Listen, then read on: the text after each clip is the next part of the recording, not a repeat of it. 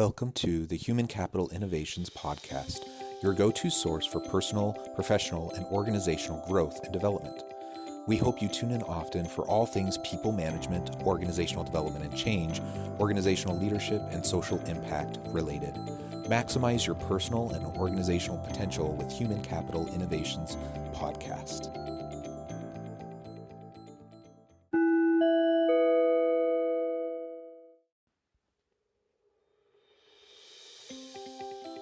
Welcome to the Human Capital Innovations Podcast.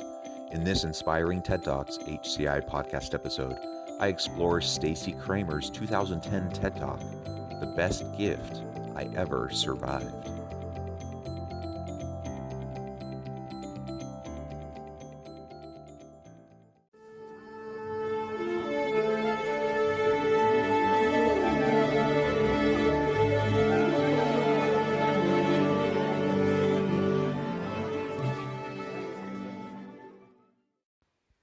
Welcome back to the Human Capital Innovations Podcast. It's great to be with you again today for this inspiring TED Talks HCI podcast episode. Today I'll be exploring Stacey Kramer's 2010 TED Talk, The Best Gift I Ever Survived. Stacey Kramer offers a moving, personal 3-minute parable that shows how an unwanted experience, frightening, traumatic, and costly, can turn out to be a priceless gift. Thanks for joining me, and I'll catch you on the flip side of this first clip.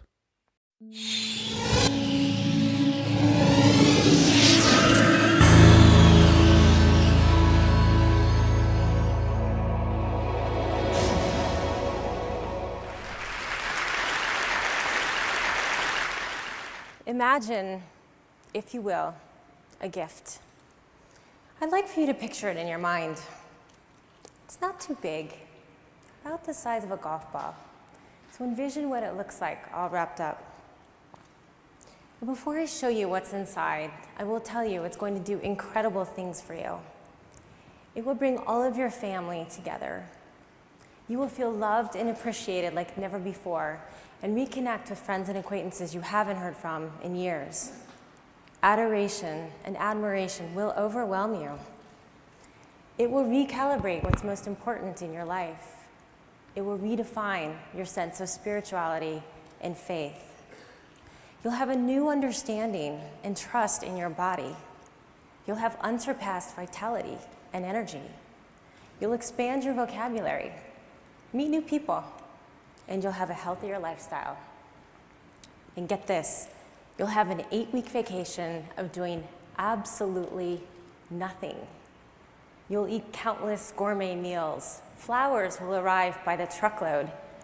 People will say to you, "You look great. Have you had any work done?" And you'll have a lifetime supply of good drugs. You'll be challenged, inspired, motivated, and humbled. Your life will have new meaning. Peace, health, serenity, happiness. Nirvana. The price, $55,000. And that's an incredible deal. I don't know about all of you, but to me, this sure sounds like an awesome gift. Something that can be transformative in your life. That's hard to come by. And so, of course, we know that there's going to be strings attached. We know that something's coming on the second half of this story. But it's important for us to recognize the good that comes to us, regardless of the way it comes to us, regardless of the origins of that. Good is good, and transformation to a new, more whole self, connected to the world, connected emotionally, spiritually, physically to our loved ones, to our work, having meaning and purpose, all of these things, that's tremendous. People spend their entire lives chasing this, searching for it, trying to find it. And she found it. So I'm incredibly happy for her. It's awesome to think about the possibility of finding similar types of gifts and calm and peace and love and purpose and joy. It seems amazing. to be able to find that for ourselves. And I think we probably all, in our own way, are searching for that very thing. In fact, we spend most of our lives in that journey, in that search. A lot of times we go down paths that aren't particularly helpful or healthy in our attempts to find it. We abuse substances. We find ourselves in unhealthy relationships. We allow ourselves to fall victim to limiting and negative thought patterns due to our circumstances rather than embracing the challenges and understanding the importance of growth mindset. We all are in search of meaning and purpose, and we all are in search for the types of things she's describing as she shares in that first couple minutes of the clip about this gift, this small little gift that provided so much to her life. In the next clip, of course, we'll learn more about what that gift is, and we'll talk more about it.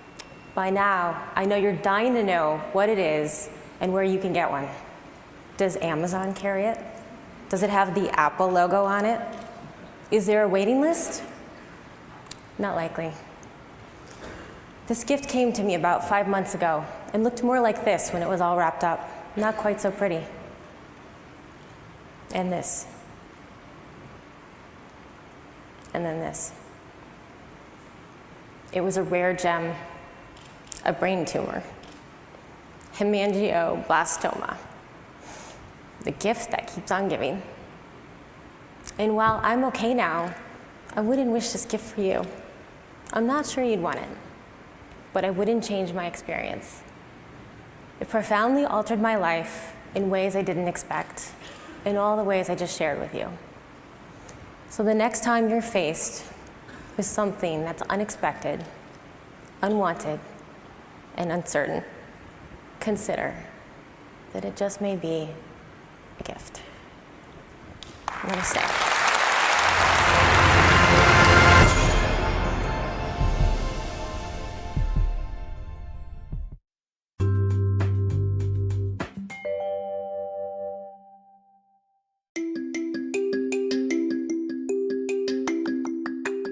I'm excited to announce the publication of my new book from HCI Press, Bluer Than Indigo Leadership: The Journey of Becoming a Truly Remarkable Leader.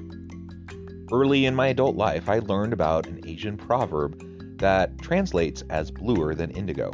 If you think about the color indigo, it is a brilliant, deep, and vibrant blue, what some would call the bluest of blues. To have something that is bluer than indigo is rare and truly remarkable.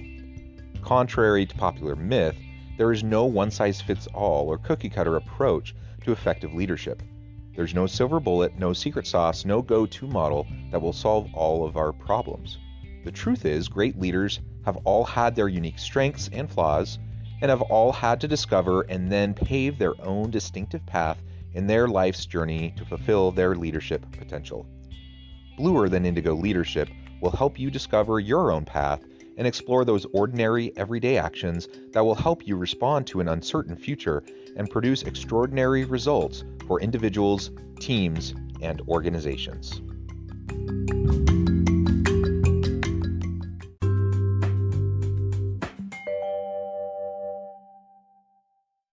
I'm sure that most of you listening saw this coming. You knew that something like this was going to be on the other side of the TED Talk, where she explores something that was really hard, something that was really tragic. And of course, that is exactly what we find out in the second half. That, in fact, this gift, what she has grown into seeing as a gift, is cancer, a brain tumor. Something as horrific, as traumatic as that. Something that we would never wish on anyone else, even our worst enemy, is something that she would never trade. She wouldn't give it up or do it differently if she had it to do over, because she's able to recognize how transformative this experience was for her. I have to admit, that's a very mature perspective for her to have. And not everyone would go through that experience and be able to have that kind of a mindset. So many would go through that kind of a traumatic, life-altering experience and build anger and resentment. And while that would be perfectly understandable for something so traumatic, it's empowering to hear her talk about her approach and how she really saw this as a gift. I think we all would do well to try to do the same. And it's not to minimize the trauma, to minimize the difficulties. Again, nobody would wish this on anybody. Nobody would wish abuse or neglect on anybody. Name your trauma, name your difficulty. Everyone in life faces these different challenges, and we wouldn't wish those challenges on anyone else, yet they are what make us who we are. And if we can face them,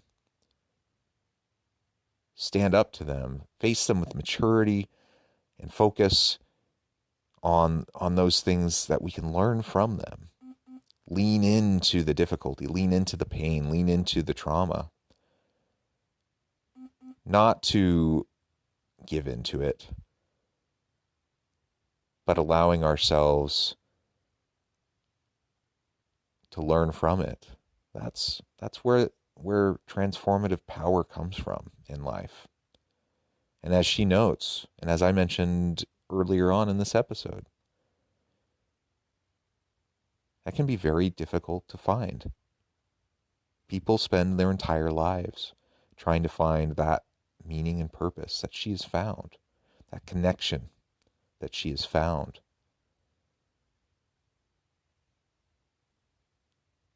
The next question I have is, do we need such trauma? Do we need a gift, quote unquote, like a brain tumor, in order to be able to find that peace, that joy, that happiness, that connection, that oneness, that alignment? And I think the answer is no. It's not a prerequisite. Oftentimes, though, it is the catalyst. But can we proactively go after those good, positive things that she described? Absolutely we can. Absolutely we can. And we should. Now, this episode is more on a personal level. Again, we all deal with traumas. We all deal with difficulties. We all have our privileges or lack thereof. We all are dealt, a deck of cards that often is unfair. And, nobody thinks that life is fair. We all have our stuff to deal with. And hopefully on an individual level, we can all learn from the good, we can learn from the bad, and then discard it and move forward in a positive direction. But let's also not forget, from an organizational perspective and from a leadership perspective, that we have those around us that are dealing with the same types of traumas, the same types of difficulties. It's why listening is so important. It's why empathy is so important in leadership today. If I were with her, if I was her boss at the time she went through this difficulty, there's nothing I can do to fix it. There's nothing I can say to make her feel better, but I can be with her. I can listen to her. I can provide support for her.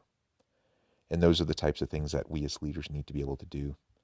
We can cultivate a growth mindset within ourselves. We can model that and demonstrate it to our people, help them to develop that same growth mindset.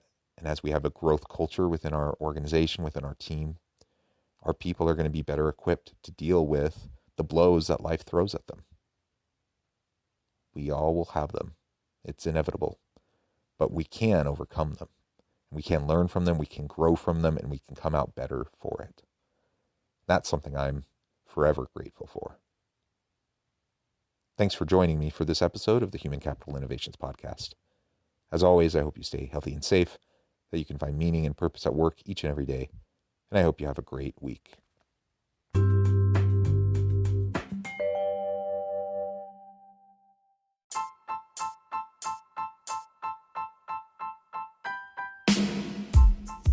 The Alchemy of Truly Remarkable Leadership, ordinary, everyday actions that produce extraordinary results. Consider how the nature of work has shifted over the past 50 years. With increased globalization, rapid technological advancement, and the shift in economic composition, the average job of today looks very different than the average job of 50 years ago. What will the jobs and organizations of tomorrow look like? Moreover, what does this all mean for organizational leaders? What are the core competencies and capabilities of organizations and their leadership that are prepared for continued disruption and geopolitical and socioeconomic shifts? Regardless of what the future holds, increasingly, leaders need to be socially minded, data-driven, decisive, champions of talent, and disruptors of the traditional notions of leadership, teams, organizations, and work. The alchemy of truly remarkable leadership will help you to explore your own leadership competencies and capabilities and consider ways to apply and implement them into your workplace and personal life.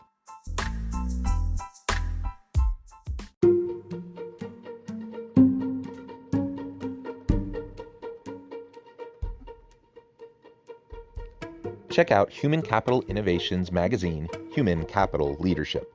Human Capital Leadership is a free, interactive e-magazine with the mission to help individuals, leaders, and organizations find innovative approaches to maximize their human capital potential. We publish issues quarterly in August, November, February, and May. Take a look at the latest issue and let us know what you think.